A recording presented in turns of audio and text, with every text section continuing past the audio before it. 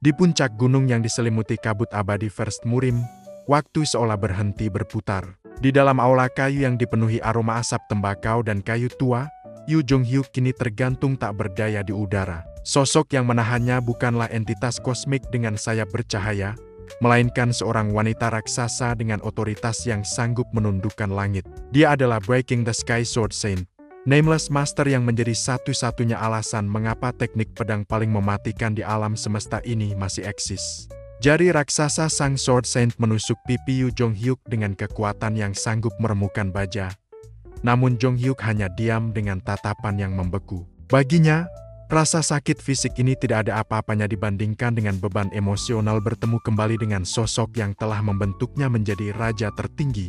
Dalam novel Ways of Survival, hubungan mereka digambarkan sebagai simpul rumit antara rasa hormat, ketakutan, dan cinta yang tidak terucap. Sang Sword Saint telah bertahan selama ratusan tahun, menyaksikan rekan-rekannya menjual kehormatan mereka kepada sistem Starstream, sementara ia sendiri tetap menjadi penjaga terakhir dari kemurnian transendensi.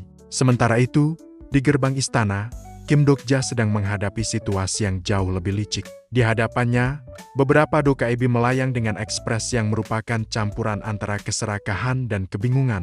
Dokaebi yang berada di barisan paling depan, yang kemudian dikenali sebagai Youngki, tampak gemetar hebat.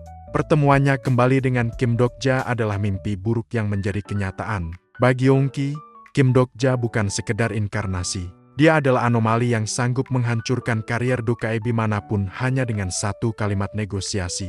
Dok-ja mengamati para dokaebi itu dengan senyuman yang membuat bulu kuduk berdiri. Ia tahu persis apa yang mereka inginkan, teknik Breaking the Sky Swordmanship. Di mata Biro, teknik ini adalah aset naratif Grade S yang jika dikomersialkan, akan menghasilkan koin dalam jumlah yang tak terhitung.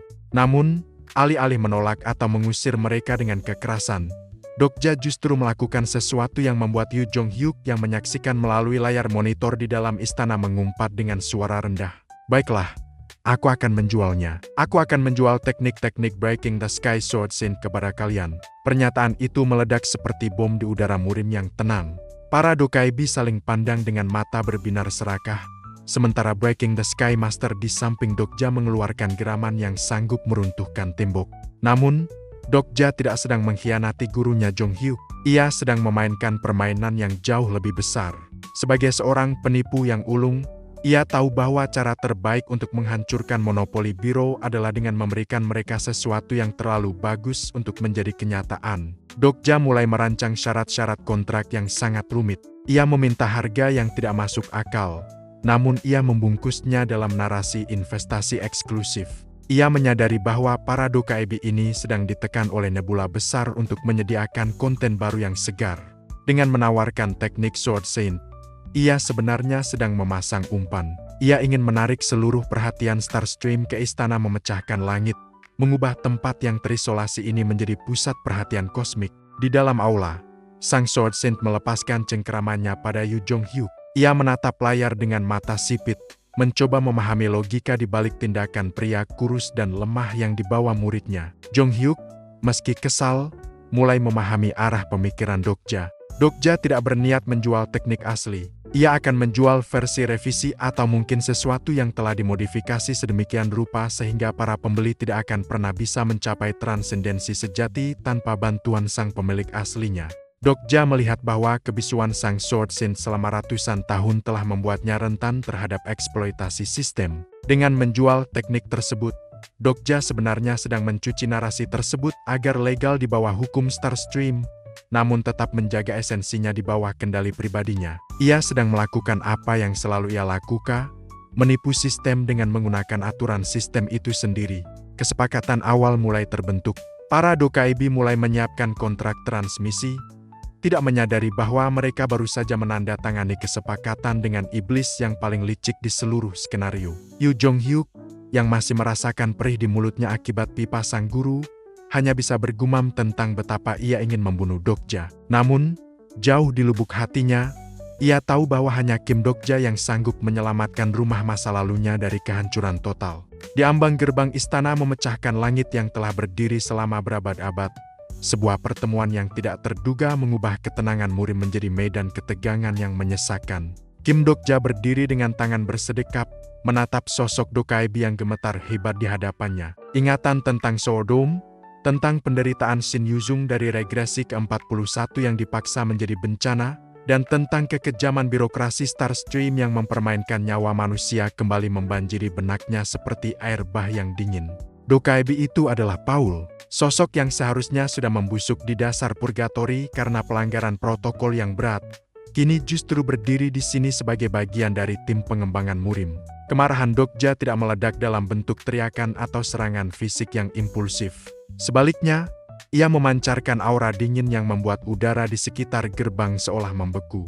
Tatapannya begitu tajam hingga Paul, yang kini telah turun pangkat menjadi Dokaebi tingkat rendah dengan tanduk yang retak, tampak ingin menghilang dari eksistensi. Dokja mengejek kondisi Paul yang menyedihkan, menyadari bahwa keadilan di dunia ini seringkali hanya bersifat formalitas. Baginya, melihat Paul menderita adalah kepuasan tersendiri, namun sebagai seorang pembaca, ia tahu bahwa memukulnya di sini hanya akan membuang-buang probabilitas yang berharga untuk skenario yang lebih besar.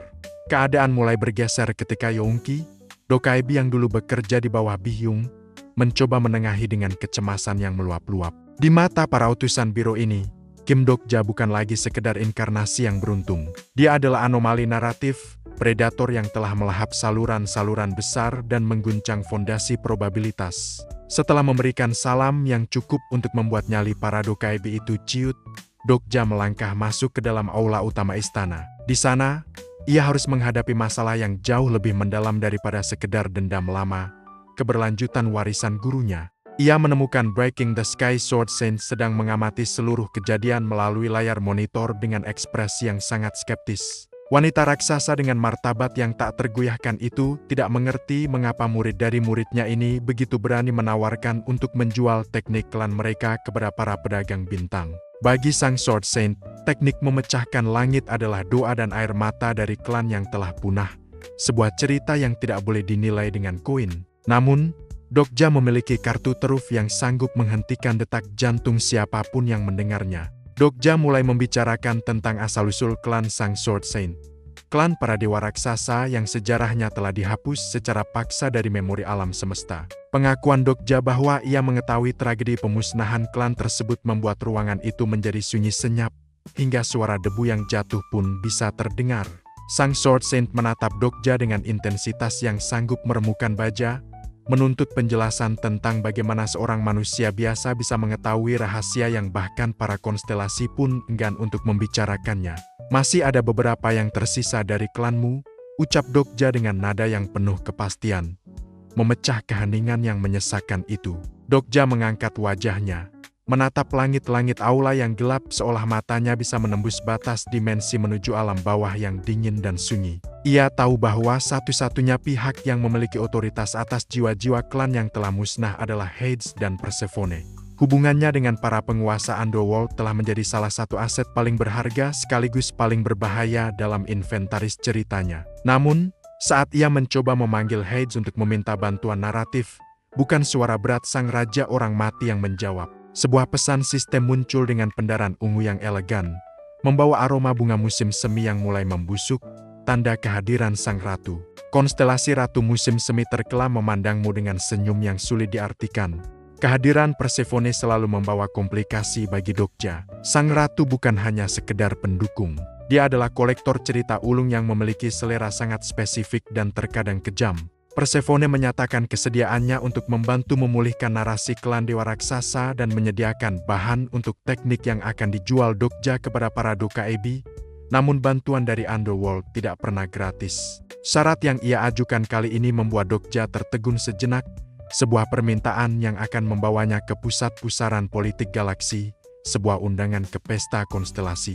Pesta konstelasi bukanlah sekedar perjamuan sosial biasa. Itu adalah medan perang diplomasi dan panggung pamer kekuatan di mana nebula-nebula besar seperti Asgard, Veda, dan Papyrus saling menjatuhkan atau membentuk aliansi yang bisa mengubah nasib seluruh skenario. Bagi Dokja, menghadiri pesta tersebut sebagai Raja Iblis Penyelamat adalah tindakan gila yang setara dengan melompat ke sarang singa tanpa senjata. Namun, Ia menyadari bahwa ini adalah satu-satunya cara untuk mendapatkan pengakuan resmi di tingkat kosmik, menyelamatkan warisan Sang Sword Saint, dan secara bersamaan memancing para musuhnya ke dalam perangkap yang telah ia siapkan. Ia bertindak sebagai jembatan yang mustahil antara murim yang menjunjung tinggi tradisi, biro yang hanya peduli pada keuntungan komersial, dan underworld yang menyimpan rahasia kematian. Ketegangan antara rasa hormatnya kepada sang guru dan kebutuhan untuk melakukan manipulasi politik menciptakan dinamika karakter yang sangat kaya. Dokja menyadari bahwa untuk benar-benar memecahkan langit, ia tidak bisa hanya mengandalkan kekuatan pedang Yu Jong-hyuk. Ia harus menguasai seni bernegosiasi dengan kegelapan dan cahaya secara bersamaan. Di satu sisi, ia harus menenangkan Yu Jong-hyuk yang semakin tidak stabil dan penuh curiga terhadap keterlibatan underworld. Dan di sisi lain, ia harus memastikan bahwa rencana penjualan teknik kepada para Dokaibi tetap berjalan lancar sebagai pengalihan yang sempurna. Dengan undangan Persephone yang kini berada dalam genggamannya, Kim Dokja bersiap untuk melangkah keluar dari kenyamanan murim menuju panggung tertinggi para dewa. Ia tahu bahwa di pesta itu, ia bukan hanya akan menjadi tamu, melainkan menjadi pusat perhatian, hidangan utama yang siap dinilai oleh seluruh penghuni aliran bintang. Fajar di First Murim menyingsing dengan warna kemerahan yang tidak biasa, seolah-olah langit sendiri sedang bersiap untuk menyaksikan pertumpahan darah yang akan datang. Di dalam istana memecahkan langit, ritme kehidupan berubah menjadi simfoni latihan yang brutal. Sejak Kim Dokja mengungkapkan rahasia tentang klan dewa raksasa yang masih tersisa di dunia bawah, atmosfer di sekitar Breaking the Sky Sword Saint berubah drastis. Wanita raksasa yang biasanya tenang dengan pipa asapnya itu kini memancarkan aura kegigihan yang menakutkan. Harapan untuk menghidupkan kembali narasi klannya yang telah lama mati telah menyalakan api baru dalam jiwanya yang ratusan tahun membeku. Yu Jong-hyuk menjadi pusat dari badai latihan tersebut. Sang regresser mendedikasikan setiap detik keberadaannya untuk bermeditasi dan memoles teknik pedangnya di bawah pengawasan ketat gurunya. Jong-hyuk tahu bahwa rencana Dokja untuk melibatkan dunia bawah adalah pedang bermata dua, namun ia memilih untuk mempercayai insting sang pembaca. Dalam benaknya, ia merasa heran bagaimana Dokja bisa menjalin hubungan sedalam itu dengan Persephone dan Hades. Jong-hyuk mengingat bagaimana pada regresi-regresi sebelumnya, para penguasa dunia bawah adalah entitas yang nyaris tidak terjangkau, dingin, dan sangat menjunjung tinggi hukum probabilitas. Namun di tangan Dokja, mereka seolah menjadi sekutu yang fleksibel, sebuah anomali yang terus membuat Jong-hyuk waspada. Sementara itu, Kim Dokja sedang menghadapi dilema yang jauh lebih rumit daripada sekedar latihan fisik.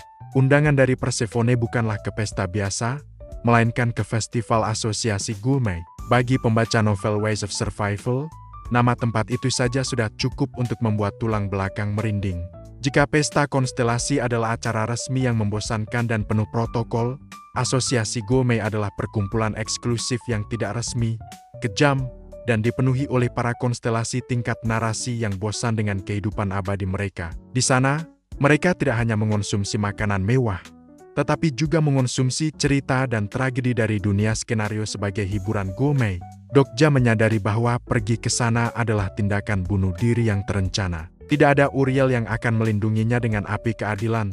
Tidak ada Seja Agung yang akan mengayunkan gada untuk membantunya, dan tidak ada perencana rahasia yang akan memberikan saran misterius. Di asosiasi Gulmei, ia akan berdiri sendirian di hadapan para predator kosmik yang melihat inkarnasi tak lebih dari sekedar hidangan pembuka. Namun, ia tidak punya pilihan. Untuk menyelamatkan warisan gurunya Jong-hyuk dan mendapatkan dukungan penuh dari dunia bawah, ia harus membuktikan bahwa ceritanya layak untuk disajikan di meja para dewa tersebut. Di sudut lain istana, Han Myung-oh dan Jang Ha-young sedang menjalani latihan yang tak kalah menyakitkan. Han Myung-oh, yang masih membawa beban kutukannya, terus-menerus dipukul oleh Breaking the Sky Master, anjing raksasa yang tidak mengenal kata kasihan. Teriakan kesakitan Han Myung-oh bergema di koridor kayu, menciptakan kontras yang aneh dengan ketenangan meditasi Yu Jong-hyuk. Dokja memperhatikan mereka dengan rasa prihatin namun tetap teguh.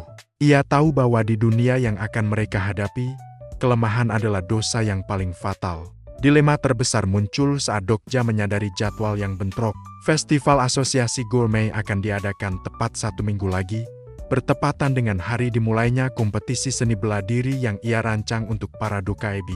Ini berarti pada hari krusial di mana Yu Jong-hyuk akan bertarung untuk mempertahankan istana, Dokja tidak akan ada di sana untuk memanipulasi probabilitas atau memberikan dukungan strategis. Ia harus mempercayai kekuatan murni Jong Hyuk dan kemampuan adaptasi rekan-rekannya yang lain. Yu Jong Hyuk, yang bisa membaca kegelisahan di wajah Dokja, mendekatinya dan bertanya dengan nada dingin apakah ia merasa takut. Dokja menjawab dengan tegas bahwa ia tidak takut, namun hatinya berkata lain. Pergi ke pertemuan konstelasi yang tidak stabil adalah hal paling berbahaya di seluruh Star Stream. Di sana, status Raja Iblis penyelamat miliknya mungkin tidak akan berarti apa-apa di hadapan para entitas yang telah melahap ribuan dunia. Dokja mulai menyiapkan menu ceritanya sendiri. Ia tidak ingin menjadi makanan. Ia ingin menjadi koki yang menentukan rasa dari festival tersebut. Ia mulai membedah kembali jendela atributnya, mencari celah dalam narasi-narasi yang ia miliki yang bisa menarik minat para kolektor di asosiasi gourmet tanpa membuat dirinya terlihat terlalu mengancam. Ia menyadari bahwa di sana, kerendahan hati adalah kelemahan, namun kesombongan tanpa dasar adalah kematian. Cahaya bulan mulai menggantikan matahari, menyinari istana memecahkan langit yang kini terasa seperti benteng pertahanan terakhir bagi sebuah tradisi yang hampir musnah. Kim Dokja menatap langit malam, melihat bintang-bintang yang berkelap-kelip dengan rakus, menunggu kehadirannya. Ia tahu bahwa seminggu ke depan akan menentukan apakah ia akan tetap menjadi sang pembaca yang mengendalikan alur, atau berakhir menjadi narasi yang dilahap habis oleh para tamu di meja perjamuan para dewa. Di dalam aula istana memecahkan langit yang sunyi, Kim Dokja menatap punggung Yu Jong Hyuk dengan tatapan yang sulit diartikan. Perubahan sikap sang regresser yang kini lebih mementingkan kerja sama tim daripada aksi solo yang sembrono memberikan rasa lega sekaligus beban tanggung jawab yang lebih besar bagi Dokja. Jong Hyuk menegaskan bahwa fokus mereka bukan hanya pada kompetisi seni bela diri di Murim, melainkan pada persiapan menghadapi pemilihan Raja Iblis yang sesungguhnya. Untuk itu, mereka membutuhkan lebih dari sekedar teknik pedang. Mereka membutuhkan kekuatan politik dalam bentuk dukungan konstelasi tingkat tinggi. Pergi dan carilah rekan untuk nebula kita, ucap Jong Hyuk, sebuah kalimat yang menandai pengakuan tersirat bahwa mereka kini berada dalam satu wadah perjuangan yang sama. Dokja tersenyum kecil mendengar istilah nebula kita, meski ia sempat menggoda Jong Hyuk dengan nama perusahaan Kim Dokja yang langsung disambut dengan geraman jijik oleh sang regresser. Namun, di balik lelucon itu, Dokja tahu bahwa perjalanan ke festival asosiasi gourmet adalah misi infiltrasi yang paling berbahaya. Ia harus pergi ke sarang para predator yang telah mengonsumsi ribuan skenario sebagai hiburan gourmet. Tanpa dukungan fisik dari Yu Jong Hyuk atau perlindungan langsung dari para Archangel, Dokja harus mengandalkan lidahnya dan kemampuannya untuk memanipulasi narasi. Keberangkatan Dokja menuju wilayah asosiasi gourmet dilakukan melalui portal khusus yang disediakan oleh dunia bawah. Saat ia melangkah masuk, sensasi spasial yang ia rasakan jauh lebih halus dan mewah dibandingkan portal Dokkaebi biasa. Ia tiba di sebuah area tunggu yang menyerupai lounge eksekutif di luar angkasa, di mana konstelasi dari berbagai nebula berkumpul. Disinilah Dokja menyadari bahwa ia tidak bisa tampil sebagai Raja Iblis penyelamat yang mencolok. Ia menggunakan item penyamaran untuk menyembunyikan statusnya, berharap bisa mengamati situasi tanpa menarik perhatian terlalu dini. Namun, rencana untuk tetap anonim segera hancur saat ia melihat sekelompok inkarnasi yang tampak sangat familiar.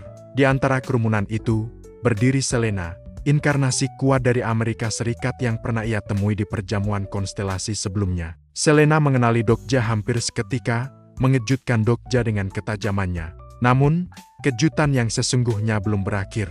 Di samping Selena, berdirilah seorang gadis dengan rambut kuncir dua yang menatapnya dengan pandangan menantang. Dia adalah Iris, sang pembawa api dari Rusia. Dokja merasakan firasat buruk saat ia mengalihkan pandangannya ke arah anggota terakhir dari kelompok tersebut. Di sana, berdiri seorang wanita yang memancarkan aura otoritas dan kecerdasan yang sangat dalam. Rambut pirangnya berkilau di bawah cahaya kosmik, dan di atas kepalanya melayang sepasang mata iblis kuning yang terus bergerak, membedah setiap inci keberadaan Dokja. Wanita itu tersenyum dengan kecantikan yang mematikan, sebuah senyuman yang sudah sangat dikenal oleh Dokja dari baris-baris deskripsi dalam Ways of Survival. Ini adalah pertama kalinya kita benar-benar bertemu secara resmi, Raja Iblis Penyelamat. Sapanya, dia adalah Anne Croft, sang nabi dari Asgard, pemimpin organisasi Zarathustra, dan satu-satunya orang yang memiliki kemampuan precognition yang setara atau bahkan melampaui pengetahuan Dokja tentang masa depan. Anna Croft adalah rival strategis paling berbahaya bagi Yoo Jong-hyuk dan Kim Dok-ja. Pertemuan mereka di ambang Festival Asosiasi Gourmet bukanlah sebuah kebetulan. Itu adalah benturan antara dua orang yang sama-sama mencoba mengendalikan alur cerita dunia ini.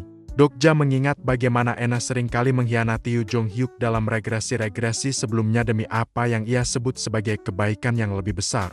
Di mata Anna, setiap tindakan adalah kalkulasi untuk mencegah kehancuran total, meskipun itu berarti mengorbankan rekan-rekannya sendiri.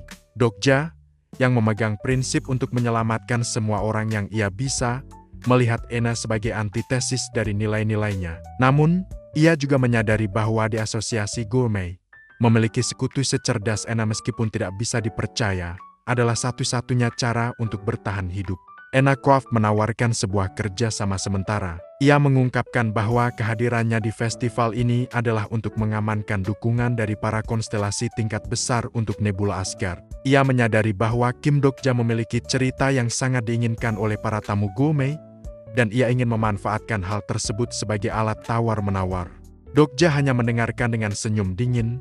Pikirannya bekerja cepat mencari cara untuk membalikan keadaan tanpa harus menjadi bidak dalam permainan sang nabi. Pintu menuju aula utama Asosiasi Gourmet perlahan terbuka. Aroma makanan yang luar biasa lezat sebenarnya adalah aroma dari narasi-narasi murni yang dimasak mulai memenuhi ruangan.